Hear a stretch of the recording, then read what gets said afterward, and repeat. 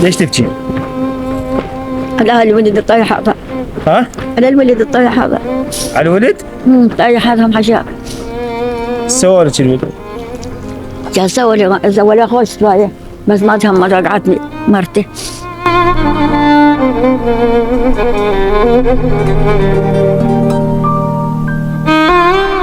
تاري نايمة وقفت قوض هنا تاب وأنا نايمة. قالت ما تستحي من عيب عليش. مش طلب من المرأة وهي نايمة بقتني. جا قال لي شوي يمي. كبير لك العباس والله عليهم يعطيهم العافية يا عمي وعلي. اليوم إحدى الحالات اللي ويانا في مرقد سيد أحمد هي الحجية عطية اللي تبلغ عمرها أكثر من 80 عام.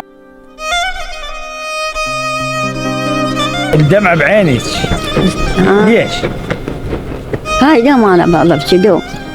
يعني راح التعب؟ اي تعبني وضيم حالني وحطيت لبيت مسامر وضيم حالي وسقط صدام يلا الطبلة الديوانية. هذا كده متون ومرت عدها لها. بالتالي ترجع ما يقول لي هو يشتمني يتفل عليه ويشتمني. يبغى الباب غراضي بالباب. ما هو انا قاعد. ما اجوش لهنا خاله ما اجوا؟ ابد. يخابرونيش؟ لا يخابرونا لا هذا نشدهم كلهم. يخابرونا. خاف الله عليهم عمي. والله. يجوز يردون شو انت عفتيهم خالد؟ ها؟ خاف يردون شو انت ما ترديهم؟ يا هم ما يردوني. هو بعد ضربتنا مرتي كان قال لي طقي امي. اي وراي قال خلنا نروح نشوف انا وين مشت وين راحت. هذا سنه كامله جت سنه كامله وحك هذا الحمزه ما واحد منها ويا ماما اطول البيت الشق هدومي حطت لي. ايه ولي ما قصر ابو محمد. صار ايش قد هنا حجيه؟ عمري قضيته هنا. صار ايش قد يعني؟ ايش حلا؟ ايش قد سنه؟ يا سنه ولا اكثر من سنه. وما حد جاك؟ اول ما هذا هو نشد. هذا نشد هذا ولوليك.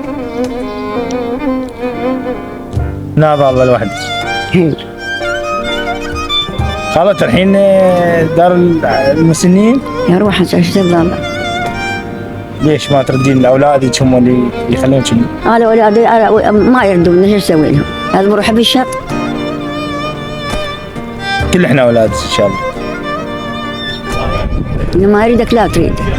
اشتغلت برعايتي؟ لا والله ماكو. ليش؟ ماكو. ليش بهالعمر؟